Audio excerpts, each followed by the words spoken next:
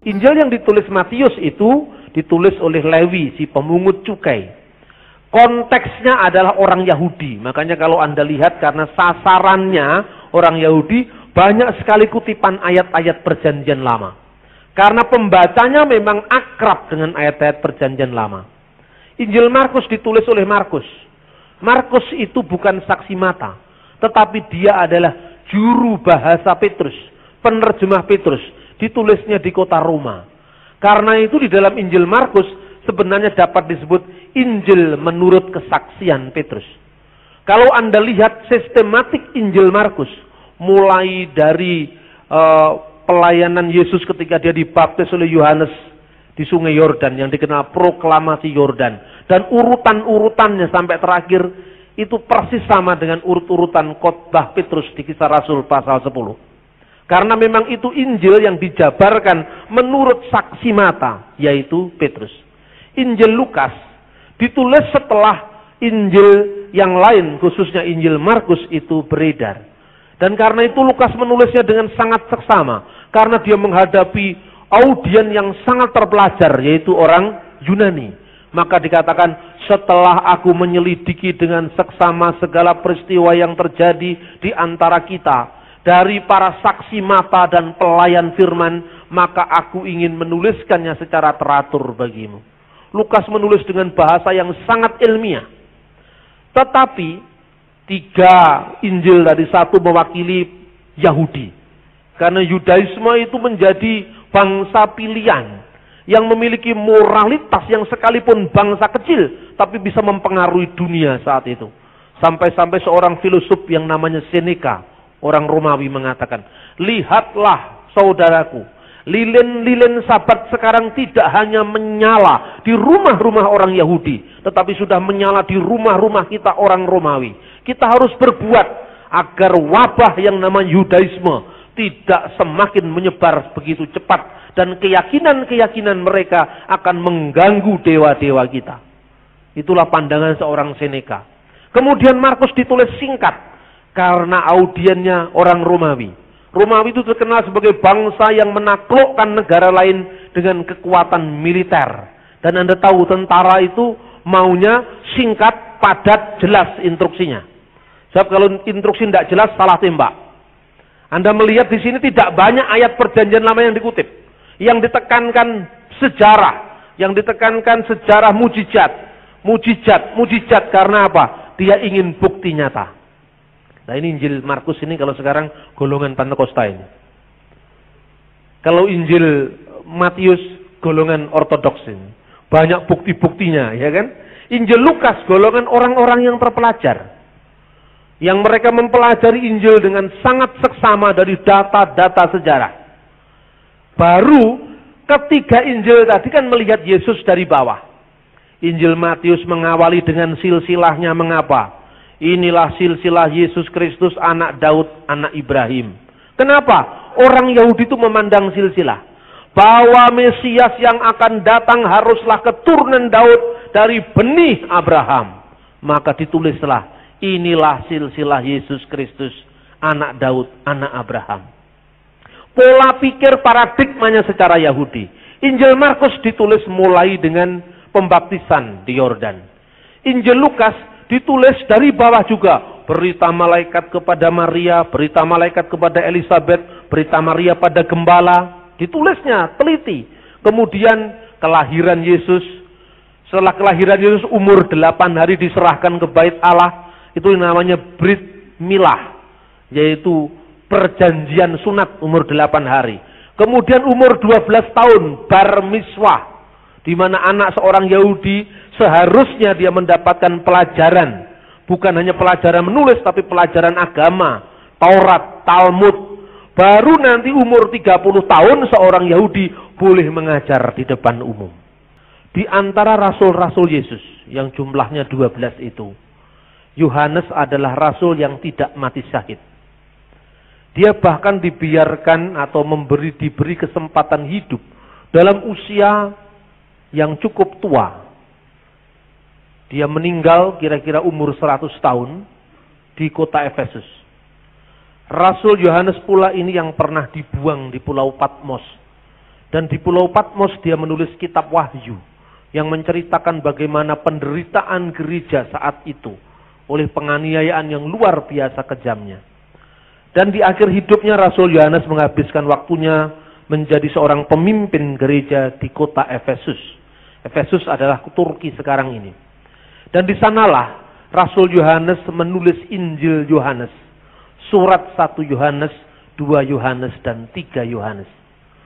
Konon Injil Yohanes dan ketiga surat Yohanes itu ditulis atas dorongan para murid-murid, dorongan para presbiter. Presbiter itu artinya para imam, para pendeta.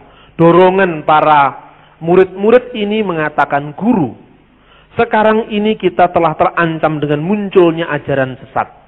Ajaran sesat itu yang disebut ajaran gnostik. Mumpung engkau sebagai saksi mata masih hidup, tuliskanlah sesuatu tentang memori-memori yang pernah engkau lalui bersama Yesus, Juru Selamat kita. Nah, inilah kemudian Rasul Yohanes menuliskan Injil-Injil, yang surat-surat dan satu Injil yang berisi tentang pandangan dia dari perspektif yang lebih dalam tentang siapa Kristus. Yohanes dituntut oleh para muridnya untuk menuliskan bukan sekedar Yesus dari bawah, dari orang tuanya, silsilahnya, pembaptisannya, berita pada gembala, penyunatannya, dibawa ke bait Allah, tetapi Yesus dari atas.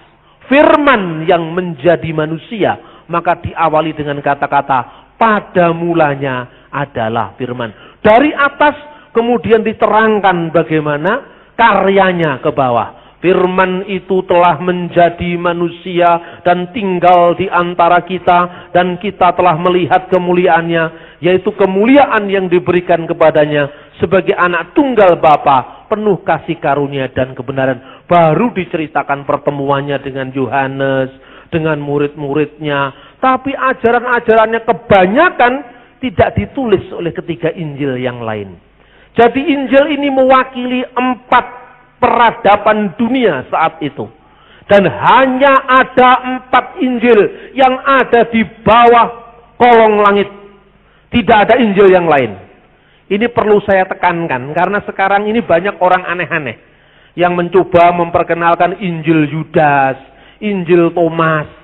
Nah, saudara-saudara, ajaran sesat apa yang dihadapi oleh Yohanes?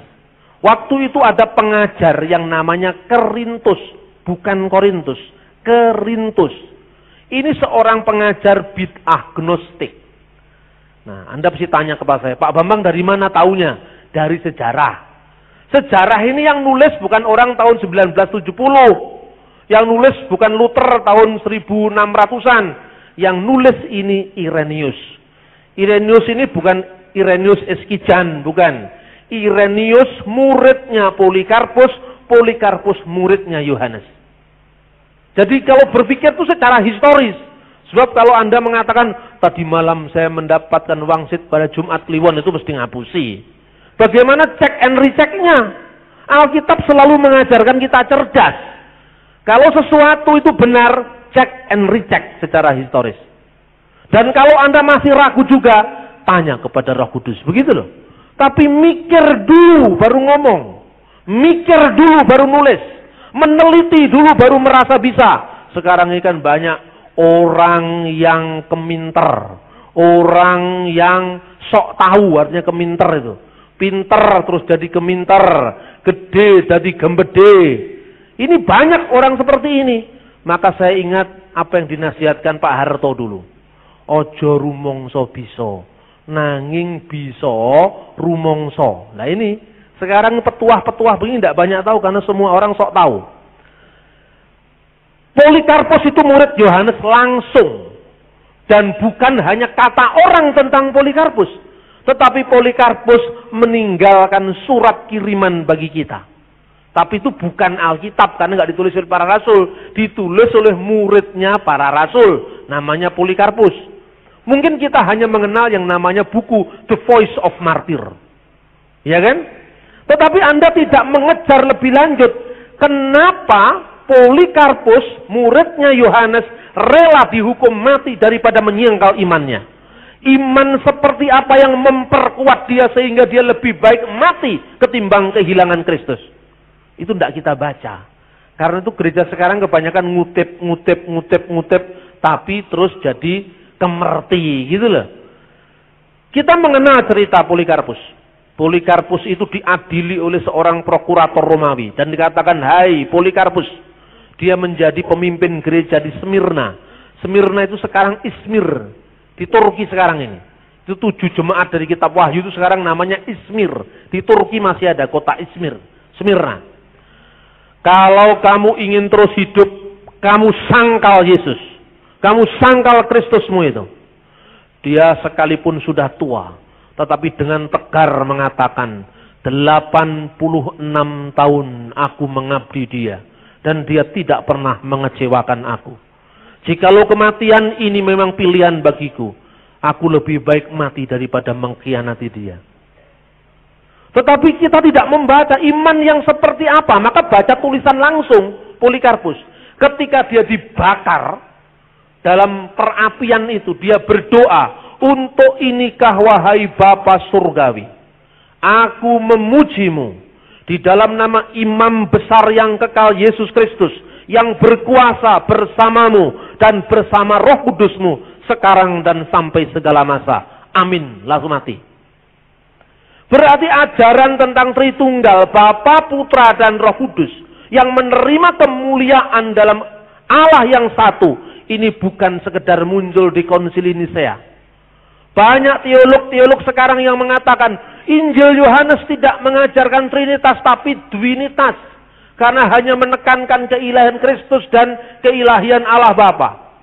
Banyak yang begitu. Karena apa? Orang pinter tuh kalau nggak punya data, terus pinternya yang ditafsirkan apa? Ini maka saya mengajak saudara-saudara khususnya dari gereja barat untuk rendah hati. Mari kita belajar ke gereja timur. Di sana dokumen-dokumen tersimpan mulai dari tahun paling awal sampai detik ini.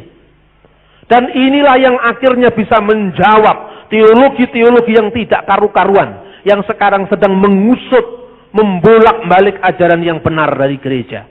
Nah, saudara-saudara yang terkasih dalam Tuhan, termasuk ayat ini disalahgunakan. Orang yang menentang Tritunggal mengatakan, sesungguhnya ayat Tritunggal itu ayat sisipan. Tidak ada pada zaman para rasul Tritunggal. Dan salah satu bukti yang diajukan sebagai ayat sisipan, ini 1 Yohanes pasal 5 ayat 7. Coba kita baca. Sebab ada 3 yang memberi kesaksian, perhatikan. Ada kurung kotak buka, ya kan? Di dalam surga Bapa, Firman, dan Roh Kudus, dan ketiganya adalah satu. Dan 3 yang memberi kesaksian di bumi, kurung tutup kotak. Benar kan? Kenapa kok ada kurung tutupnya? Ini dalam teks bahasa aslinya tidak ada. Teks bahasa asli yang tertua tidak ada. Teks ini ditambahkan pada terjemahan Latin. Dan kemudian baru diangkat Erasmus, diakui sebagai teks Yunani. Ini sebuah penafsiran dari Injil Yohanes. Karena itu letaknya pun dalam tanda kurung. Banyak yang seperti doa Bapa kami itu hanya berakhir pada, dan lepaskanlah kami dari yang jahat, titik. Lalu ada kurung, buka, karena engkaulah yang punya kerajaan dan kuasa sampai, dan kerajaan sampai selama-lamanya, amin, kurung tutup. Itu sisipan, namanya doksologi. Sisipan itu bukan pemalsuan, tapi penafsiran. Karena zaman dulu itu, ayat-ayat angkanya, ayat Alkitab itu belum ada. Maka kalau orang menafsirkan sesuatu, itu ditaruh dengan huruf kursif yang berbeda. Artinya ini sisipan untuk menjelaskan makna. Tapi ini sisipan bukan pemalsuan. Ini penafsiran. Kenapa penafsiran? Waktu itu gereja menghadapi ajaran Gnostik Kerintus.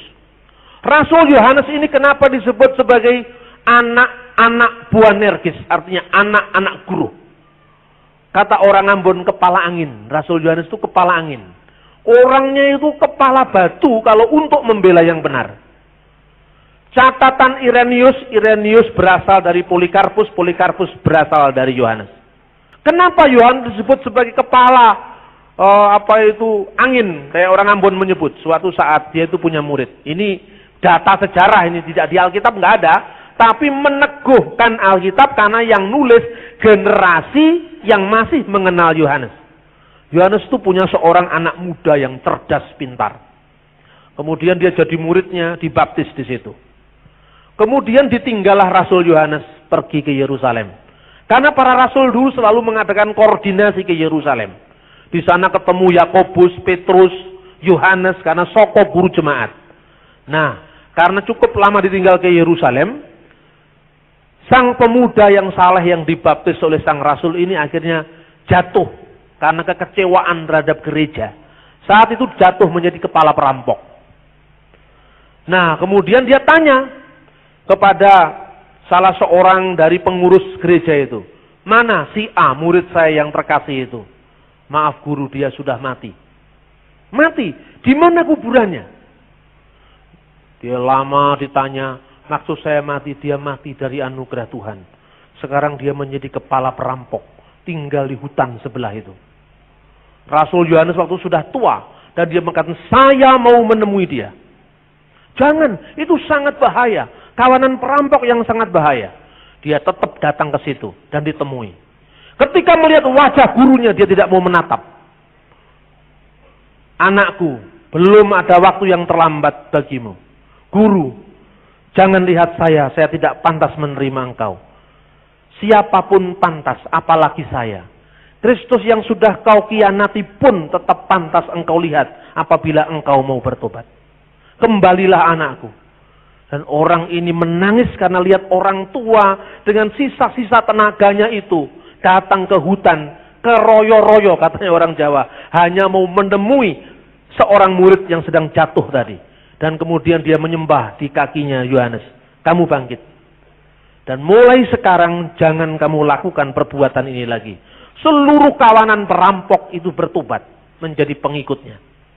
Inilah sekelumit cerita tentang bagaimana Rasul Yohanes yang sekarang menulis surat yang kita baca ini. Cerita yang kedua. Pada suatu hari Korintus penyesat itu, yang mengajarkan Yesus itu anak wajar dari Maria dengan Yusuf, bukan lahir dari seorang perawan. Yesus itu hanya seorang yang dilahirkan karena proses pembuahan seksual yang wajar antara Yusuf dan Maryam. Ini ajarannya Korintus. Dan Korintus mengatakan, Yesus tidak pernah menjadi manusia sepenuhnya. Dia hanya manusia semu. Kemudian ketika Korintus ini ditegur, kira-kira seperti ini. Hei Korintus, kamu ini jangan ngotot. Saksi mata yang lihat Yesus, itu tidak mengatakan seperti yang kamu ajarkan. Kok kamu mengajarkan seperti itu? Itu saksi matanya masih ada. Dia tidak mau peduli. Oh, saya tidak perlu saksi mata. Karena saya bisa langsung berhubungan dengan Tuhan. Dalam visi, dalam petunjuk khusus, yang lain tidak boleh berhubungan. Lah saksi mata aja masih ada, dia berani bantah begitu. Maka berlakulah firman, kalau kamu menolak, ditolak pewartaanmu, kebaskanlah debu dari muka rumahnya. Kan begitu kan pesan Kristus? Begitu juga Yohanes. Dia yang dipikir bukan lagi ngurusi satu orang yang gendeng itu, tidak. Tapi yang diurusi, umatnya harus diselamatkan. Maka ketika suatu hari Korintus ada di sebuah kamar mandi umum di kota Efesus, ini ceritanya Irenaeus ceritanya Polikarpus langsung. Dia mengatakan, anakku cepat keluar dari ruang itu. Kenapa wahai guru?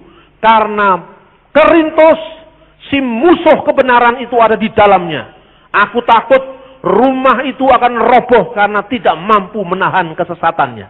Coba bayangkan, apa ya ada kira-kira rumah roboh karena ada orang sesat? Itu kan karena saking kuatnya dia memegang pengajaran rasuli, pengajaran Kristus itu sendiri. Itu gambaran tentang siapa Yohanes. Nah, bagaimana definisi kira-kira ajaran Korintus? Inilah yang ditekankan. Inilah dia yang telah datang dengan air dan darah. Apa artinya datang dari air? Artinya Kristus ketika dibaptiskan oleh Yohanes Pembaptis. Dia dibaptiskan, dilantik sebagai seorang yang akan menjadi sang Mesias. Bukan hanya dengan air, tetapi air dan darah. Yaitu saat Yesus mati di atas kayu salib. Itulah yang datang dengan air pada saat pembaptisan, datang dengan darah pada saat dia disalib. Artinya apa? Waktu itu ada ajaran kaum Gnostik. Ajaran itu begini bunyinya. Korintus itu mengajarkan bahwa Yesus itu dihinggapi oleh roh besar yang namanya Kristus. Dan ini ajarannya kan sudah aneh-aneh. Wong Kristus itu kata kerja yang artinya diurapi. H Kristos, Ho Kristos atau H Masiah, dia yang diurapi, yang dilantik, yang ditentukan, yang dipastikan sebagai sang juru selamat. Kok bisa Kristus diartikan roh besar? Itu bahasa Ibrani dari mana itu? Roh besar itu datang hinggap di manusia Yesus pada saat pembaptisan. Pada saat Yesus disalibkan, roh itu keluar lagi. Nah, kristologi teh celup inilah yang dikritik oleh Yohanes. Jadi dia mengatakan seolah-olah Yesus itu baru Kristus pada saat dia dibaptis. Berkarya, setelah dia mati, disalibkan, rohnya keluar. Jadi baru dicelup, diangkat lagi. Kira-kira seperti ini kristologi teh celup yang diajarkan oleh Korintus, yang dikritik oleh Yohanes. Makanya ketika dia mengatakan, dia yang datang dengan air artinya Yesus itu Kristus. Isa itu adalah Al-Masih, baik saat dia dilahirkan, baik saat dia dibaptiskan, baik saat dia mati, dia tetap adalah Al-Masih. Maka orang Kristen banyak menggunakan simbol air kehidupan, simbol darah. Ketika Yesus mati ditombak ada air dan darah. Itu adalah simbol-simbol tentang pentingnya air, itu adalah sang firman. Darah itu adalah pengorbanan Kristus. Karena itu kalau Anda mengatakan darah Yesus berkuasa, bukan darah Ndlewer itu berkuasa, bukan. Artinya apa? Bandingkan orang Kristen itu bagaimana? Kok darah kok ajaib? Darah kok ajaib? Coba bandingkan. Pada saat upacara bendera orang mengatakan, marilah kita mengenang para pahlawan yang telah berjuang memerdekakan negeri ini, Indonesia merdeka ini, yang berjuang sampai titik darah yang penghabisan sehingga kita merdeka. Anda bisa membayangkan perjuangannya sampai mencapai kemerdekaan, atau yang Anda bayangkan darah ndelewer di pipi? Perjuangannya. Jadi ini kata Alkitab itu tidak bisa diterjemahkan harafiah. Loh, orang Kristen itu haus darah. Masa darah disebut di mana-mana? Bukan itu maksudnya. Setiap agama, keyakinan itu memiliki historical background. Ini yang dimaksud. Maka, nah saudara-saudara, sebab ada 3 yang memberi kesaksian, dan rohlah yang bersaksi bahwa roh itu adalah kebenaran. Jadi bukti fisiknya, Yesus tetap Kristus ketika dia dibaptis, Yesus tetap Kristus ketika dia bangkit di antara orang mati, dan secara rohani Roh Kuduslah yang menjadi saksi karena dia yang berbicara di hati kita. Jadi air menyaksikan, setiap orang melihat. Pada saat pembaptisan itu, Roh Kudus dalam bentuk burung merpati datang dan hinggap di atas kepala Yesus dan berkata, engkau anak yang kukasihi, kepadamulah aku berkenan. Itu kesaksian. Pada saat dia disalibkan, mengatakan langit terbelah, gempa bumi, dan orang-orang berkata, sungguh dia adalah anak Allah. Salib menyaksikan Yesus adalah Kristus. Baptis menyaksikan Yesus adalah Kristus. Dan apabila bukti fisik itu tidak cukup bagi Anda, Roh Kudus akan berbicara meyakinkan Anda. Itu yang dimaksudkan oleh Rasul Yohanes. Karena logika itu, maka dikatakan, sebab ada 3 yang memberi kesaksian. Roh, dan air, dan darah, dan ketiganya adalah 1. Ini ayat aslinya. Kemudian para penyalin, karena waktu itu belum ada ayat, memahami seluruh kata-kata Yohanes dari ayat 6, firman yang jadi daging ayat 1, itu semua mengatakan, seperti satunya Yesus ketika dia dibaptis, ketika dia disalib. Begitu juga satunya Yesus dengan Roh Kudus ketika Roh Klop memberi kesaksian yang sama. Begitu jugalah kesatuan Bapa, Putra, dan Roh Kudus adalah Allah yang satu. Bapa, Putra, dan Roh Kudus adalah Allah yang satu, seperti satunya pribadi Yesus ketika disaksikan melalui pembaptisan, melalui pengorbanan, dan melalui kesaksian Roh Kudus langsung. Jadi ini bukan pemalsuan. Tanpa sisipan ini pun Tritunggal, tetap Tritunggal. Nah ini, Bayangkan kalau Anda tidak memahami kitab suci, konteks sejarahnya, arkeologi teksnya, kan terus jadi tidak karu-karuan, amburadul. Nah, itulah saudara-saudara, karena itu sekarang ini muncul banyak gerakan-gerakan yang karena fakta sejarah dari gereja barat tadi kosong, makanya terus muncul gerakan saksi Yehova, muncul gerakan Unitarian. Itu karena apa? Memahami Alkitab bukan dari budaya Yahudi setempat ini. Bukan dari konteks di mana Alkitab ditulis, tetapi dari budaya Koboi, dari budaya Batak, dari budaya Jawa. Itu salah. Bukan Jawa tidak benar, bukan Batak tidak benar. Tapi kalau faktanya terjadi di Israel, ya jangan berpikir secara bagong. Kalau terjadinya di Israel, ya jangan hanya berpikir secara paitua dari Ambon sana. Konteks sejarahnya harus dihormati. Anda boleh memberi Yesus baju orang Madura. Tapi ingat, Yesus tidak pernah mengatakan reng bine, joklah polah pada reng lake. Tidak pernah ada itu. Yesus berbicara dalam bahasa Ibrani, bahasa Aram, dan bahasa Yunani. Ini harus dilihat. Jadi kontekstualisasi itu ada batasnya. Kontekstualisasi untuk memahamkan kepada umat, tetapi bukan untuk menukar keasliannya. Nah ini karena itu, kalau dalam Alkitab dikatakan, dia adalah gambar Allah yang utama dari segala yang diciptakan. Yang sulung, yang lebih utama dari segala yang diciptakan. Itu dari Kolose pasal 1 ayat 15. Lalu penafsir saksi Yehova Unitarian mengatakan, loh, Alkitab sendiri mengatakan yang sulung kok. Berarti Yesus itu kan anak sulung. Kita ini adik-adiknya. Gitu loh. Dan karena Alkitab mengatakan yang sulung dari segala ciptaan, Yesus juga ciptaan, kita ini ciptaan sesudah Yesus. Nah ini kalau memahami Alkitab menurut pola pikir Ontorjo. Karena apa? Kalau yang sulung dalam bahasa Jawa, Ontorjo itu anaknya Werkudara, adiknya namanya Gatut Koco, adiknya lagi namanya Ontoseno. Itu lek pewayangan Jawa. Karena yang sulung itu dalam bahasa Jawa anak mbarep, Ontoseno anak ragil. Kalau Anda memahami Alkitab menurut pola pikirnya pewayangan Jawa, Anda bisa. Karena apa? Di Alkitab, kitab Kejadian pasal 25 itu bercerita tentang Yakob berebut hak kesulungan dengan Esau. Ayo, Anda menafsirkan Onorjo, tidak ada itu berebut hak kesulungan. Sulung ya sulung kalau di Jawa. Kok bisa sulung diperebutkan? Karena apa? Faktanya kan Esau lebih lahir daripada Yakob lebih dulu. Anak kembar kan? Tapi yang keluar duluan kan Esau. Baru kemudian disusul Yakob. Sulung ya sulung, itu kalau sulung dalam pengertian anak barep. Tapi bukan itu makna sulung bagi Alkitab, sehingga ada yang menyebut berebut hak kesulungan. Bahasa Ibraninya bekor, bahasa Yunaninya prototokos. Mengapa? Hak kesulungan itu dalam Alkitab tidak hanya berarti sulung secara waktu, anak barep, bukan itu. Tapi hak kesulungan memiliki 3 makna. Yang pertama, sulung keutamaan. Karena apa? Anak sulung memiliki hak 3. Pertama, dia berhak memimpin mezbah keluarga. 2, dia berhak menerima warisan 2 kali lipat.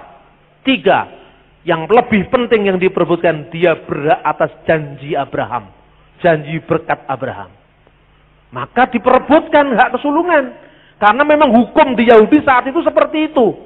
Kalau kita membaca di Mazmur, di kitab Mazmur di sana ada ungkapan tentang Daud. Mazmur pasal 89 ayat 28. Aku akan menjadikan dia yang sulung, yang lebih tinggi dari raja-raja di bumi. Benarkah Daud itu anak sulung? Ayo sekarang. Daud bukan anak sulung. 1 Samuel 17 ayat 13-14 dikatakan kakaknya Daud yang pertama Eliab, kedua Aminadab, dan yang sama dan yang bungsu adalah Daud. Loh, Daud anak bungsu secara biologis, tetapi tidak bungsu secara keutamaan Allah. Karena dia yang sulung dalam pengertian yang utama. Terus kemudian orang-orang saksi Yehova, Unitarian, sok tahu aja mengkritik. Ini dalam teks bahasa aslinya tidak ada kata yang utama. Kenapa ditambahkan? Karena konteksnya, Bung. Bayati kitab itu ada konteksnya apa? Bukan hanya lihat seperti itu. Lah ini, ini yang menafsirkan ayat Alkitab dalam konteks Ontorjo tadi saya katakan. Saya ingin memberikan rujukan sejarah yang kuat Saya ingin memberikan arkeologi teks kitab suci yang kuat agar kita seramah dengan setiap orang, tapi kita tidak kehilangan jati diri kita sebagai pengikut Tuhan. Kiranya Tuhan memberkati kita, dan itu dimungkinkan karena kita firman Tuhan tinggal dalam hati kita. Amin.